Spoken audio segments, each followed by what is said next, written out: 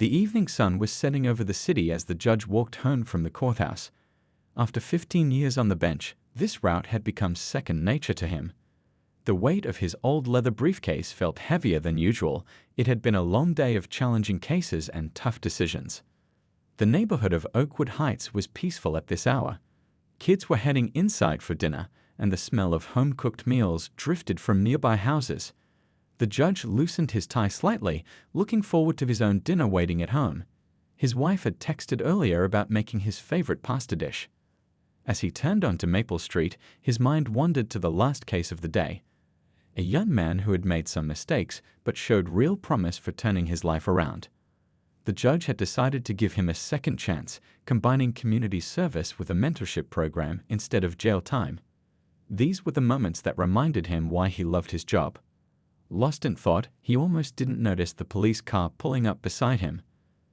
The cruiser's tires crunched against the fallen autumn leaves as it came to a stop. Two officers stepped out, their faces stern and movements aggressive.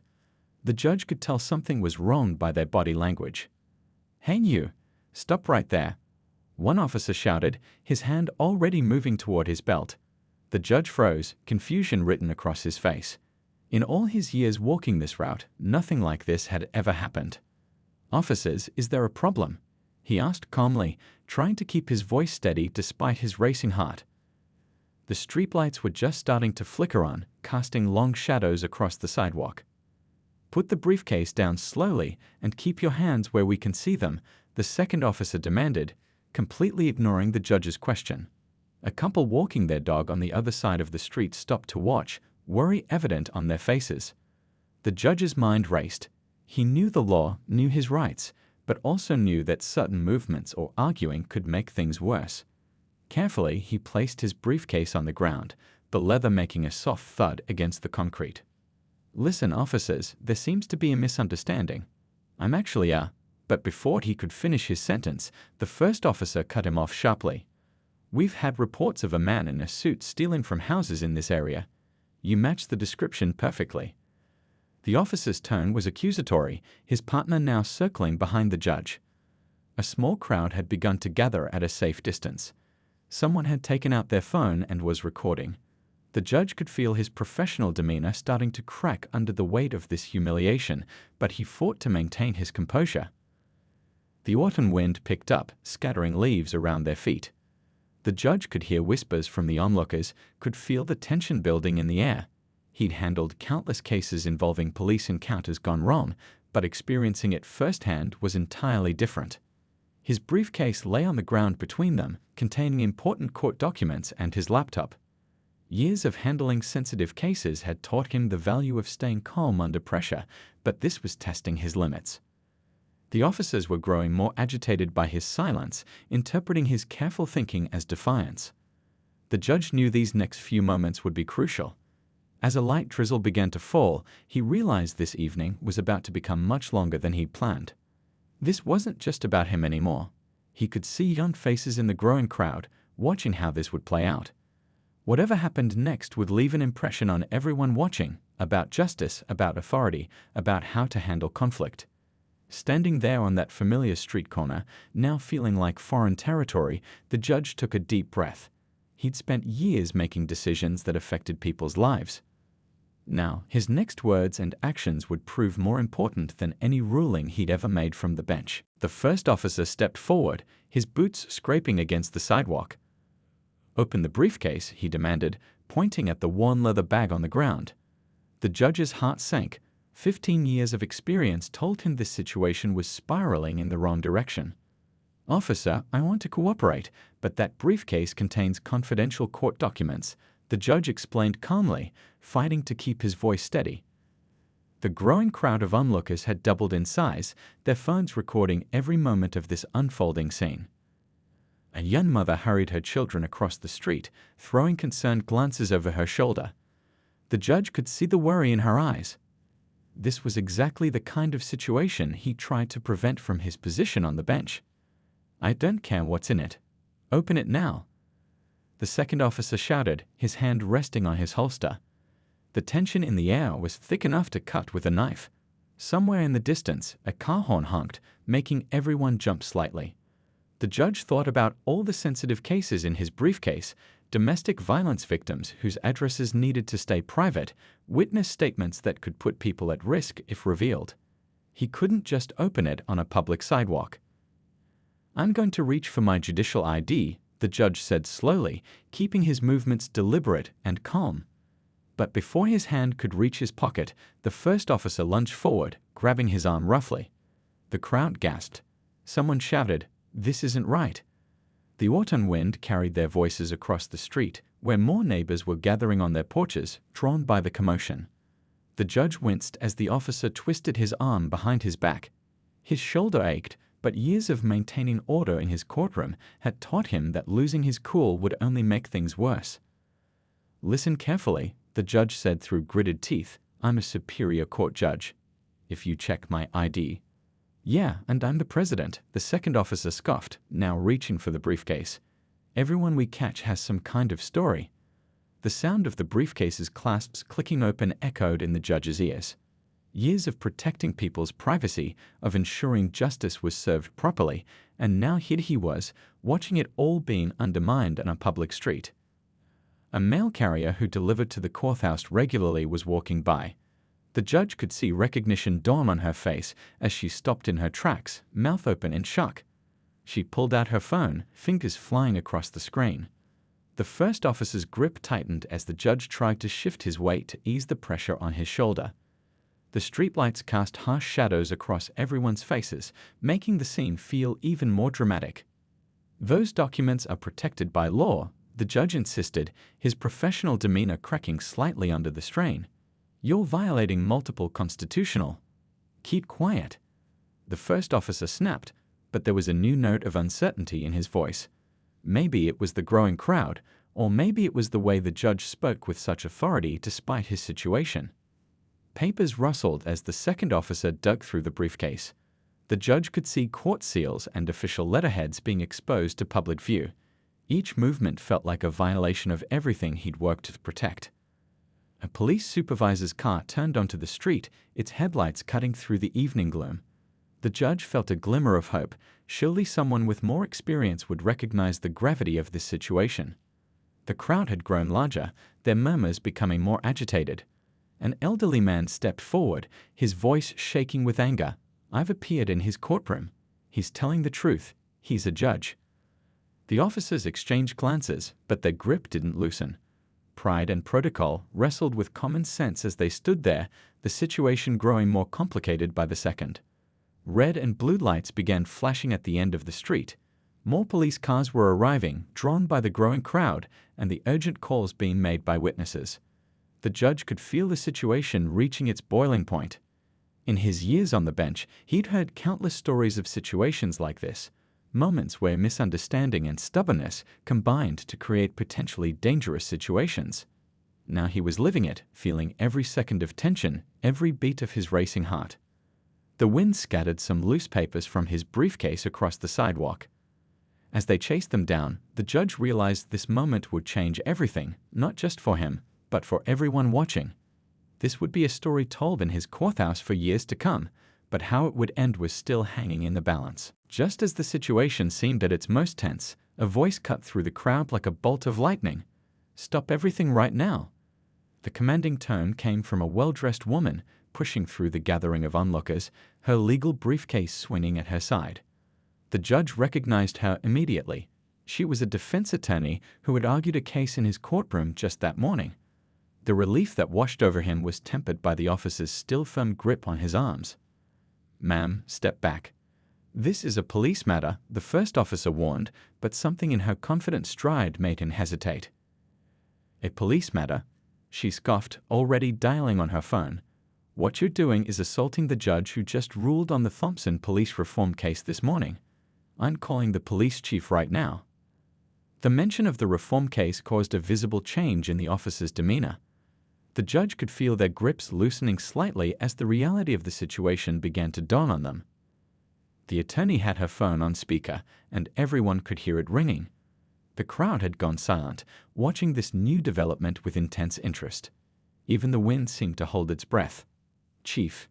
"Yes, I'm sorry to bother you this late, but I'm standing on Maple Street watching two of your officers roughing up Judge." She paused, letting the chief absorb those words.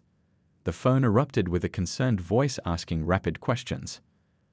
The judge stood quietly, watching the color drain from the officers' faces. Just hours ago, he'd been sitting in his courtroom, making decisions about police accountability. Now here he was, living example of why those reforms were necessary.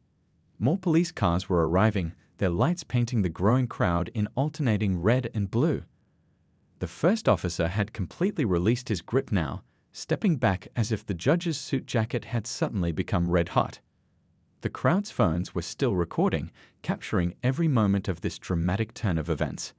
Some were live streaming, their quiet narration creating a surreal soundtrack to the unfolding scene.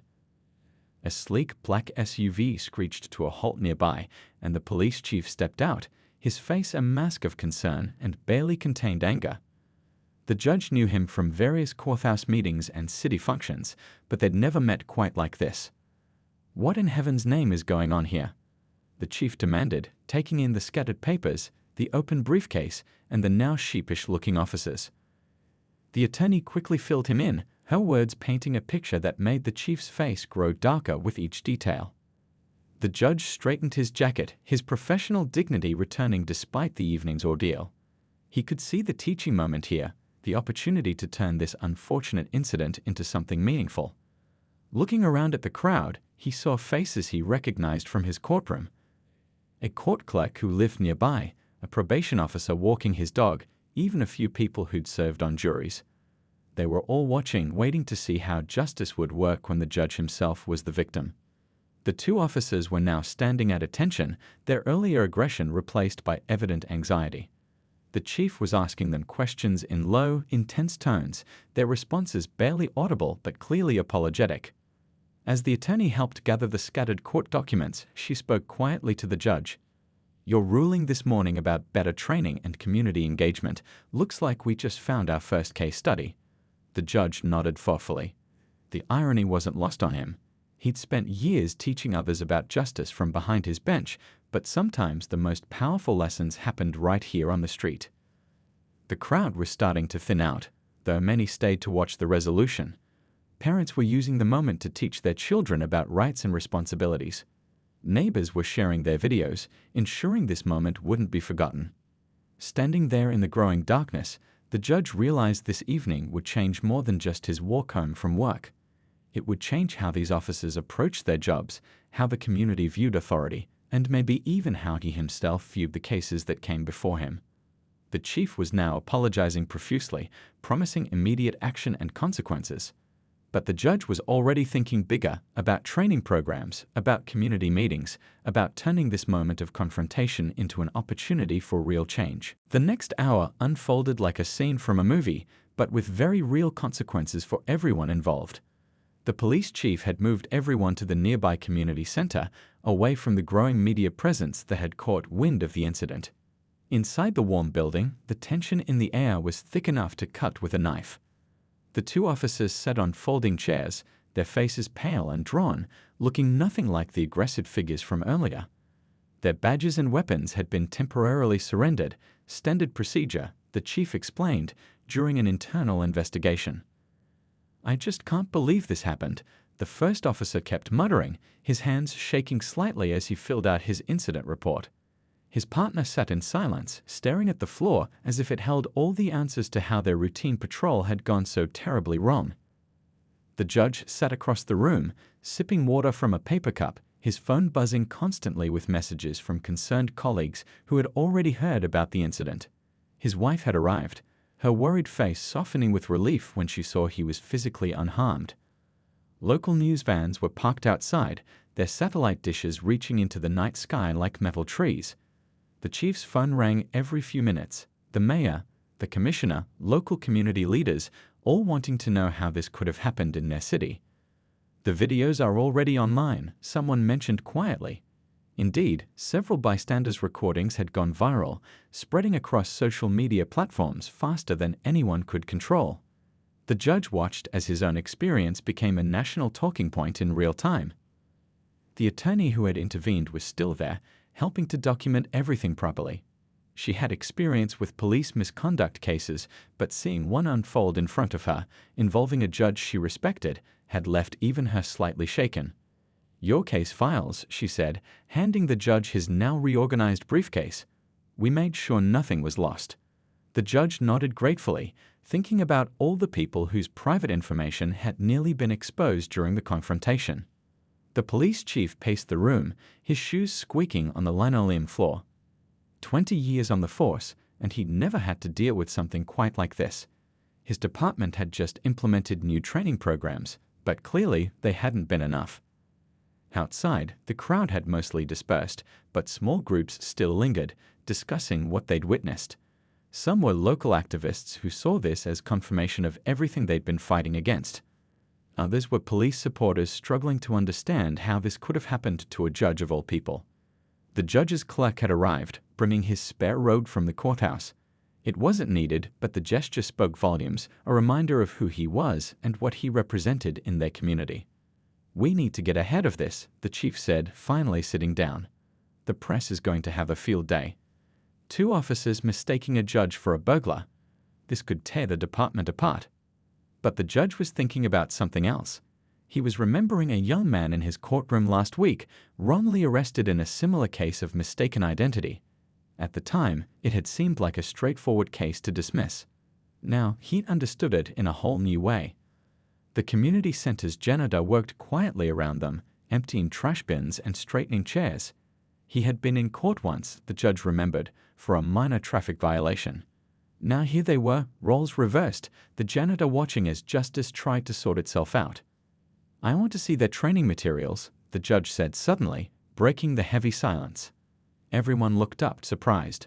"Not for the lawsuit you're all expecting," he continued, "but because I think I need to understand how we got here."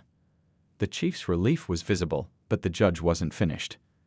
"And I want to see every case in my courthouse where someone claimed mistaken identity during an arrest. Every single one." The attorney was already taking notes, her pen scratching quickly across her legal pad. She understood what the judge was doing. This wasn't about punishment anymore. This was about change. One of the officers finally looked up, his eyes red-rimmed but determined. "I've made thousands of stops," he said quietly. "Always thought I was doing it right. Always thought I could spot a criminal. Now I don't know anything anymore." The judge nodded, understanding the man's crisis of confidence. Sometimes, he knew, you had to break down completely before you could rebuild something better. The night grew later, but nobody made a move to leave. There was still too much to process, too much to plan. Tomorrow, the media would want statements. The public would demand answers. The city council would call emergency meetings. But right now, in this quiet community center, a small group of people were starting to understand that they had stumbled into something bigger than themselves. This wasn't just about one mistake on one street corner. This was about systems, assumptions, and the chance to make real change. The morning after the incident, the courthouse steps were packed with reporters and camera crews. Everyone expected the judge to announce a massive lawsuit against the police department. The media had already written their headlines about police brutality and abuse of power, but they were all about to be surprised. The judge stood at the podium, his wife beside him, looking tired but determined. The microphones picked up every word as he cleared his throat to speak. The crowd fell silent, phones raised to record what they thought would be an angry denouncement. "Yesterday evening, I experienced something that many in our community have faced before," he began, his voice steady. "But today, I'm not here to demand resignations or file lawsuits. I'm here to propose something different." A murmur ran through the crowd. The 2 officers involved stood at the back, still suspended from duty, their faces showing a mix of fear and confusion. They'd been ordered to attend this press conference, expecting to be publicly shamed. "I'm requesting a meeting with the entire police department," the judge continued. "Not to point fingers or assign blame, but to work together. To learn from each other. To do better." The reporters' pens stopped moving. This wasn't the story they'd expected. One of the officers in the back wiped his eyes quickly, trying to hide his emotion. The judge pulled out a thick folder. "In preparing for today, I reviewed every case in the past year where someone claimed mistaken identity during arrest. The patterns are clear. But rather than fight about who's right and who's wrong, I want to fix the system.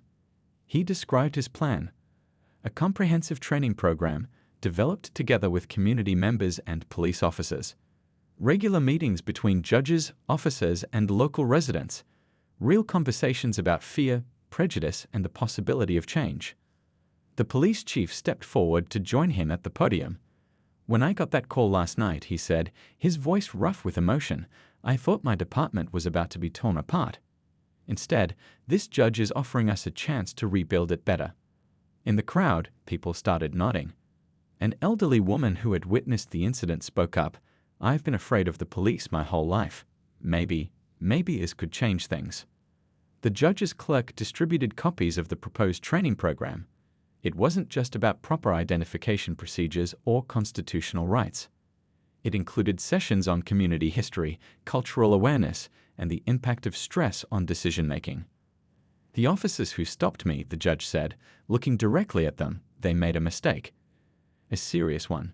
But they're not the only ones who need to change. We all do." The two officers stepped forward hesitantly when the judge motioned them up. Their hands were shaking, but they stood straight. The younger one spoke first. "We were wrong. Completely wrong. But we want to learn. We want to be better." Someone in the crowd started clapping. Slowly, others joined in. Not thunderous applause, but something more meaningful, the sound of hope taking root. The judge outlined the next steps. Weekly meetings would start immediately. Officers would spend time in court, seeing the impact of arrests on real lives. Judges would go on ride-alongs, experiencing the split-second decisions officers face. Local business owners offered their spaces for community meetings. Teachers volunteered to help develop training materials. Even some former inmates stepped forward, willing to share their experiences to help improve the system. "This isn't just about one incident on one street," the judge explained. "It's about building something new, something that works for everyone." His wife squeezed his hand proudly. She had been angry at first, wanting justice in the traditional sense.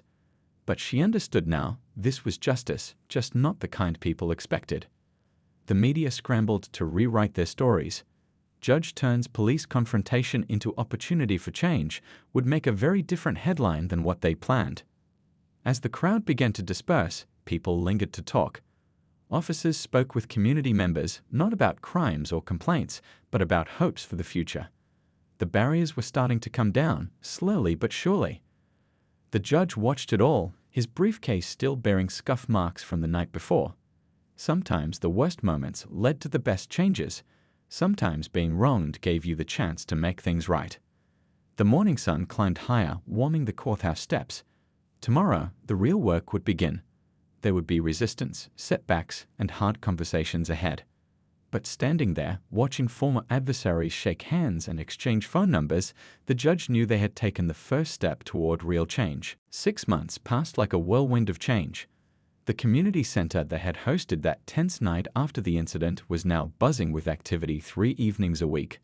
Police officers sat side by side with local residents, sharing stories, learning from each other, and slowly building bridges that many thought impossible. The 2 officers who had stopped the judge that autumn evening were now regular speakers at these sessions. Their story had become a powerful teaching tool, not just about what went wrong, but about how to make things right. "I used to think good policing was about being tough," the older officer explained to a room full of new recruits. "Now I understand it's about being wise." His partner nodded, adding, "We learned the hard way, but maybe you don't have to." The judge had kept his promise. Every Wednesday afternoon, his courtroom hosted a different kind of session. Police officers sat in the jury box, watching cases unfold, seeing how their street-level decisions affected real people's lives. "Watch how he listens," the police chief whispered to his officers during one session. "That's what we need to do more of." The judge was handling a case involving a teenager caught shoplifting.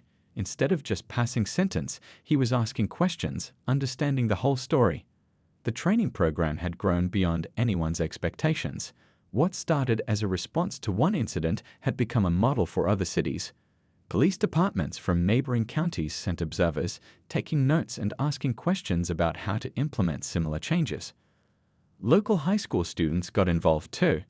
They created a video series called Both Sides of the Badge, interviewing officers and community members about their experiences.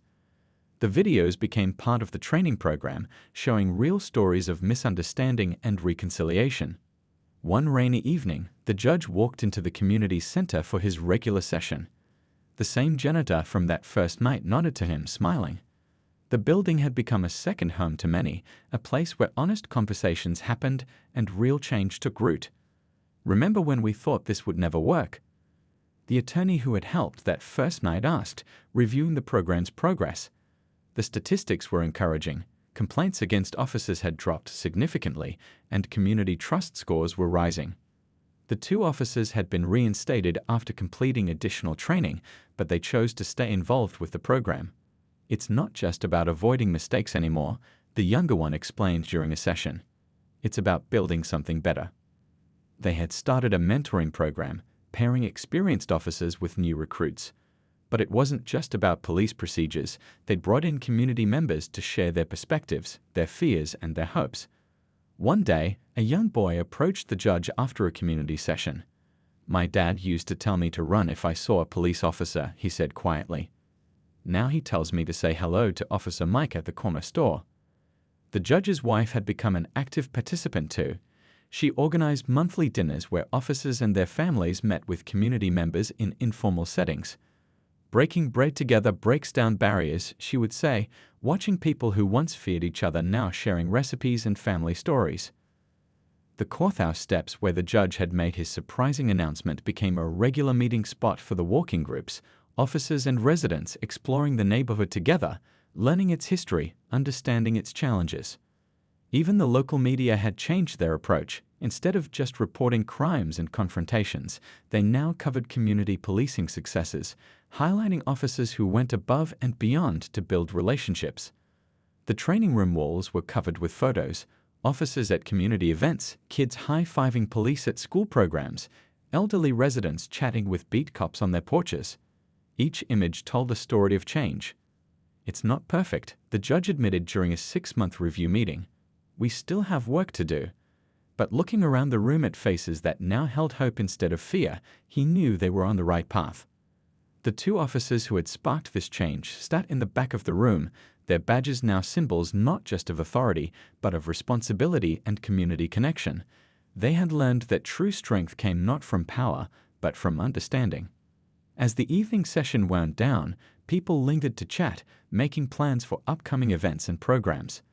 The tension of that autumn night had transformed into something unexpected, a community that was learning to trust again, one conversation at a time. 1 year after that fateful autumn evening, the judge stood at his courthouse window, watching the sunset paint the sky in familiar colors. So much had changed since that night when 2 officers had mistaken him for a criminal on his walk home. The program they'd built had grown beyond their city's borders. 12 other police departments across the country had adopted their training model. News crews occasionally still visited, documenting what they called the miracle on Maple Street, though locals just called it common sense now. "You won't believe these numbers," the police chief said, walking into the judge's chambers with a fresh report. Complaints against officers had dropped by 60%. Community trust ratings had doubled. But more importantly, officers were happier, feeling more connected to the people they served. The 2 officers from that night had been promoted to training supervisors. They'd traveled to other cities now, sharing their story. "We were the worst example," the older one often said, "but we became part of the best solution." That morning, the judge had presided over a different kind of case. A young officer had spotted a suspicious person, but, instead of making assumptions, had stopped to talk. He discovered a homeless veteran having a mental health crisis. Instead of arrest, the officer got him help. The veteran was now in court to thank him. The community center had become a hub of activity. The weekly meetings had evolved into daily programs. Youth sports leagues where officers coached alongside parents. Computer classes where teens taught elderly residents while officers learned too. Cookie baking sessions that turned into storytelling circles. "Remember when we couldn't get 5 people to show up for community meetings?" The attorney laughed, dropping off some new training materials. Now they had waiting lists for their programs. Other communities sent observers every week, hoping to learn their secrets. The judge's wife had started a foundation to help spread their model nationwide. "It's not just about police training," she explained to potential donors. It's about human connection.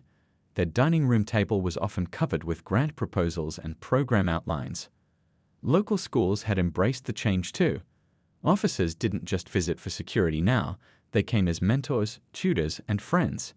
Kids who once hid from police cars now waved excitedly when they passed. The old briefcase from that night sat in a display case at the police academy.